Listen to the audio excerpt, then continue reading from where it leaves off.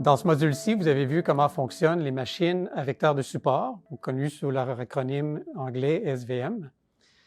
Et dans cette vidéo-ci, je vais vous montrer une application de ça en traitement automatique des langues pour une tâche classique qu'on appelle la classification de documents. Donc, j'ai un gros corpus qu'on appelle le corpus Reuters, qui est en fait constitué des nouvelles financières de l'agence de presse Reuters. Et il y a là-dedans pas loin de 11 000 articles de journaux qui sont catégorisés en 90 catégories différentes. Vous les avez ici sous les yeux, dans une représentation qu'on appelle nuage de points. Vous avez peut-être déjà vu ce genre de représentation-là. Ici, la taille de la police m'indique la fréquence d'utilisation de cette catégorie-là dans mon corpus. Donc, par exemple, Earn, qui est pour Earnings, est une catégorie qui revient très souvent, parce que ce sont des nouvelles financières, donc c'est les rapports financiers des compagnies. Alors que d'autres catégories sont beaucoup plus rares. Par exemple, en haut à droite, vous voyez Yen. Il n'y a pas beaucoup de texte qui se rapporte au Yen.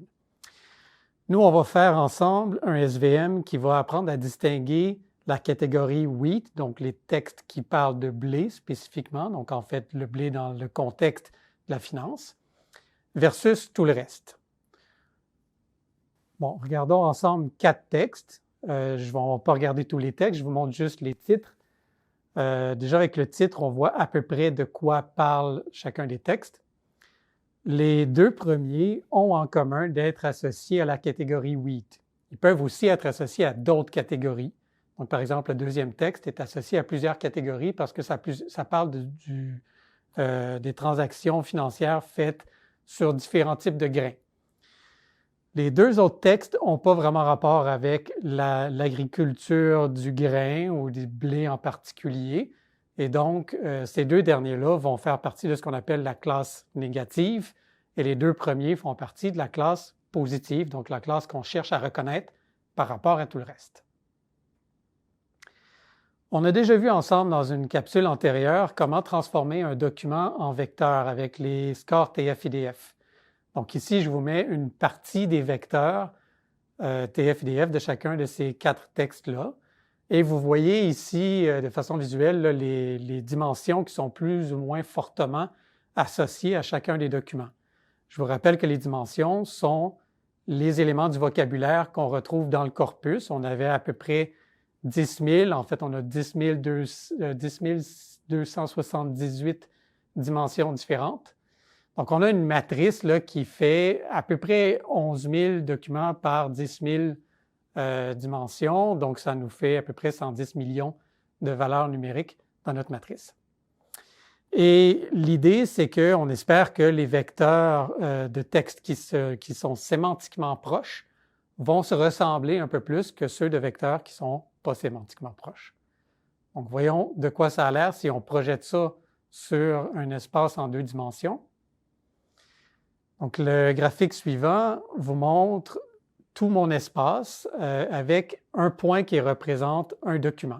On a déjà vu dans la capsule antérieure ce genre de représentation-là.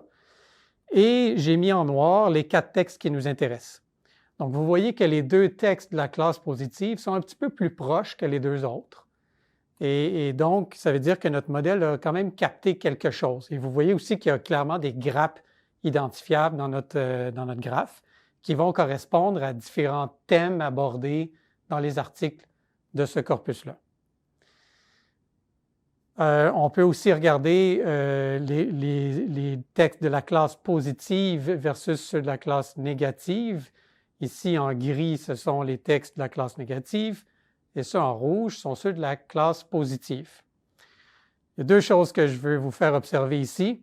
D'abord, les textes en rouge, donc les textes qui traitent de blé, sont plus ou moins groupés dans mon espace. Bon, pas de façon parfaite, mais quand même, il y a une certaine zone où il y a une forte concentration de points rouges.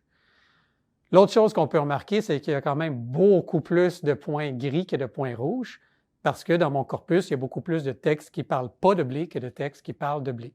Et ça va être important tout à l'heure, on va y revenir. Pour voir un peu qu'est-ce qui se passe, on va focusser sur un petit échantillon du corpus. Ici, j'ai pris autant de points positifs que de points négatifs pour voir si j'arrive à tracer une ligne. Et donc, la ligne que je vous mets là, c'est pas juste moi qui l'ai tracée à la main. Là, c'est la ligne qui a été acquise automatiquement par le classifieur SVM qui me dit, bon, ben, ça, c'est ce qui tranche entre la classe positive puis la classe négative.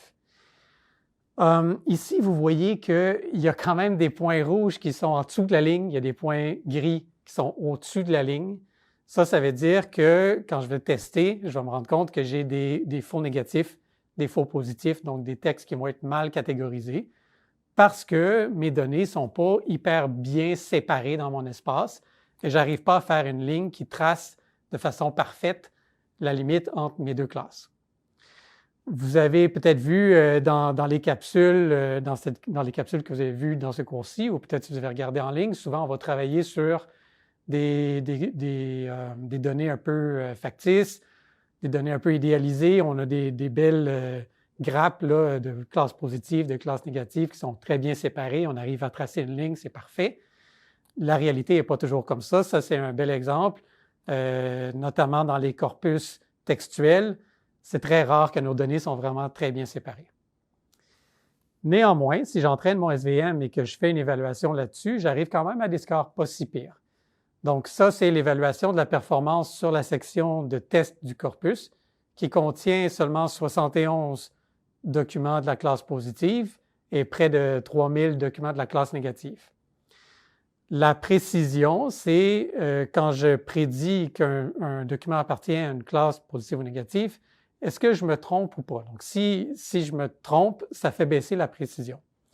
Le rappel, c'est parmi les textes qui sont supposés être positifs ou négatifs, quelle proportion que je suis capable de retrouver. Donc, ce qu'on voit ici, c'est que j'ai seulement 45 de rappels sur la classe positive, ce qui veut dire que j'ai seulement reconnu à peu près un peu moins que la moitié des documents qui traitent de blé. J'ai donc beaucoup de faux négatifs. Pourquoi? Ça, c'est parce que mon corpus est très débalancé. Donc, le système a un peu appris à favoriser la classe négative. C'est-à-dire que dans un cas où je ne suis pas trop certain, si je parie que c'est la classe négative, j'ai des bonnes chances d'avoir la bonne réponse, en fait. Donc, le système a un biais envers la classe négative. Ce que je peux faire pour pallier ça, c'est prendre un échantillon de ma classe négative et réentraîner avec autant de textes de la classe positive que de textes de la classe négative. Et là, ça me donne un bien meilleur score avec un rappel de 77 %. Par contre, ça fait baisser la précision. Mais si je prends un peu la fusion de ces deux-là, entre précision et rappel, qui est ce qu'on appelle le score F1, ça me donne 99 % pour la classe négative, 71 % pour la classe positive, pour une moyenne de 85 %. Ce qui est un score assez typique auquel on arrive avec un modèle un peu brutal, c'est-à-dire que là, j'ai fait aucun pré-traitement, j'ai juste pris mes données, j'ai pitché ça dans mon SVM, ça a appris à catégoriser, j'ai 85 %. Sur des tâches de classification textuelle, c'est typique. Maintenant, si je veux aller chercher 90-95 % de score F1, il va falloir travailler un peu plus. Qu'est-ce que je peux faire? Je peux, par exemple, retravailler les mots que j'utilise dans mon corpus. Peut-être que d'utiliser les mots fléchis où j'ai une distinction entre, par exemple, toutes les formes du verbe être.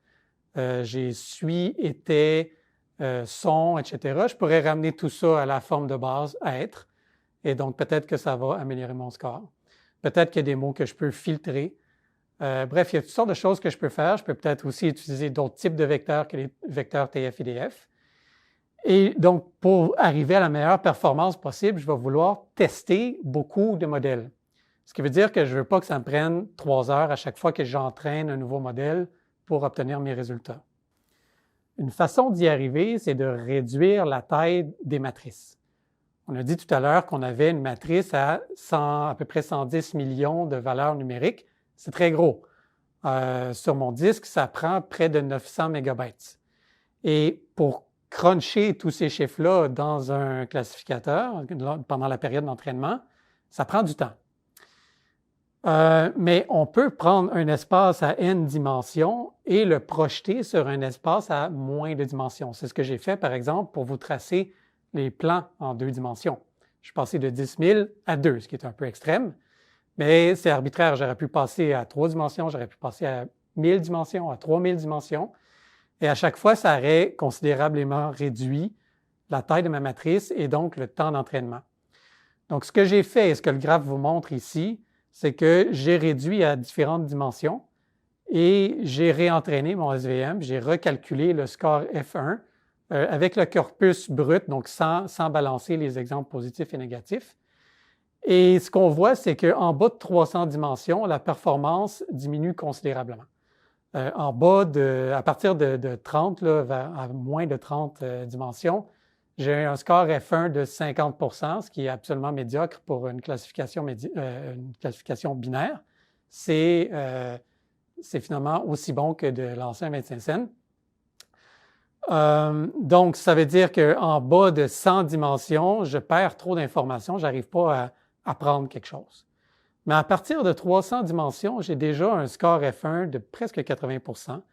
Puis quand même que je monterais jusqu'à toute ma matrice à 10 278 dimensions, ça monte à 81, 82 %, quelque chose comme ça. Donc, il n'y a pas un gros gain à multiplier les dimensions, à passer de 300 à 10 000.